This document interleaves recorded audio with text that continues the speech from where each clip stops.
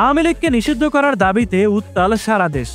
এই দাবির মধ্যেই হঠাৎ মুখ খুলেছেন আওয়ামী লীগের সাবেক তথ্য প্রতিমন্ত্রী মোহাম্মদ এ আরাফাত। আন্তর্জাতিক একটি গণমাধ্যমকে সাক্ষাৎকার দিয়ে আওয়ামী লীগকে বাংলাদেশে নিষিদ্ধ করতে পারবে এমন কোনো শক্তি নেই বলে জানিয়েছেন তিনি। আওয়ামী লীগ নেতার করা এই আলোচিত বক্তব্য এবং আওয়ামী লীগকে পুনর্গঠন করার চলমান বিতর্ক নিয়ে চলুন বিস্তারিতভাবে জেনে নেওয়া যাক।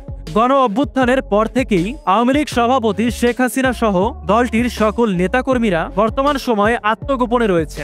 আর রক্তঝরা জুলাই অভ্যুত্থানের পর থেকেই আওয়ামী লীগ নিষিদ্ধের দাবি তুলে আসছিলেন আন্দোলনের নেতৃত্বে থাকা ছাত্ররা। নির্বাচনে আওয়ামী লীগের অংশগ্রহণ কোনোভাবেই মেনে নিতে রাজি না দেশের সংখ্যাগরিষ্ঠ জনগণ। তবে এবার আওয়ামী লীগ সরকার এবং দলের ভবিষ্যৎ নেতৃত্ব নিয়ে মুখ খুলেছেন সাবেক তথ্য প্রতিমন্ত্রী মোহাম্মদ এ আরাফাত। সম্প্রতি একটি আন্তর্জাতিক গণমাধ্যমকে দেওয়া এক সাক্ষাৎকারে তিনি জানিয়েছেন দলের অবস্থান। দলীয়ভাবে দলকে পুনর্গঠন, সংগঠিত করা, সুসংগঠিত করা, সেটা তো অন্য। ডিডব্লিউ বাংলার কাছে এ আরাফাত স্পষ্টভাবে জানিয়েছেন, আগামী নির্বাচন ডক্টর ইউনূসের অন্তর্বর্তীকালীন সরকারের অধীনে হলে আওয়ামী লীগ তাতে কোনোভাবেই অংশগ্রহণ করবে না। এছাড়া আওয়ামী লীগের ভবিষ্যৎ নেতৃত্ব নিয়ে যে সন্দেহ বা প্রশ্ন উঠছে বর্তমানে, সেই প্রসঙ্গেও কথা বলেন তিনি।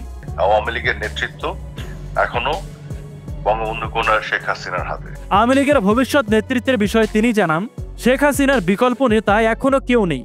দলের শীর্ষ পর্যায় থেকে তৃণমূল পর্যন্ত সবাই শেখ হাসিনার নেতৃত্বের প্রতি এখনো পূর্ণ আস্থাশীল।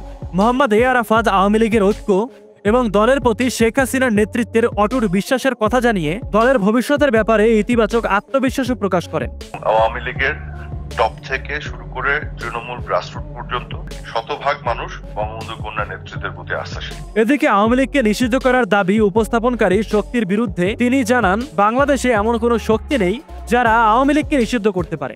তার মতে এদেশের জন্ম দিয়েছে আওয়ামী লীগ। আওয়ামী লীগ বাংলাদেশের প্রতিটি কোণায় অবস্থান করে, যার ফলে এই দলকে নিষিদ্ধ করা সম্ভব নয়। বাংলাদেশে এমন কোনো শক্তি নাই যে আওয়ামী লীগকে নিষিদ্ধ করতে পারে। এছাড়া নির্বাচন প্রসঙ্গে কিছু প্রশ্নও তোলেন আওয়ামী এই নেতা। তিনি বর্তমান সরকারের সমালোচনা করে বলেন, অন্তর্বর্তী সরকার কেন নির্বাচনের জন্য একটি লেভেল প্লেইং ফিল্ড তৈরি করতে পারছে না। অন্যদিকে আওয়ামী লীগের নেতৃত্ব নিয়ে রাজনীতির মাঠে চলছে নতুন এক গুঞ্জন। রিফাইন্ড আওয়ামী লীগ বা পুনর্গঠিত আওয়ামী লীগের ধারণা উপস্থাপন হয়েছে দেশের রাজনীতিতে, যেখানে শেখ হাসিনা এবং গণহত্যা মামলার আসামিদের বাদ দিয়ে নতুন করে আওয়ামী লীগ কার্যক্রম শুরু করতে পারবে বলে গুঞ্জন উঠেছে। আওয়ামী লীগ সরকারের বিভিন্ন বিতর্কিত কর্মকাণ্ড, যেমন জুলাই আগস্ট গণহত্যা নিয়ে আলোচনার পর এখন রাজনীতির মাঠে এই নতুন আলোচনা নতুন বিতর্কের সৃষ্টি করেছে। সেটি হলো আওয়ামী লীগ পুনর্গঠন হবে নাকি পুরোপুরি নিষিদ্ধ।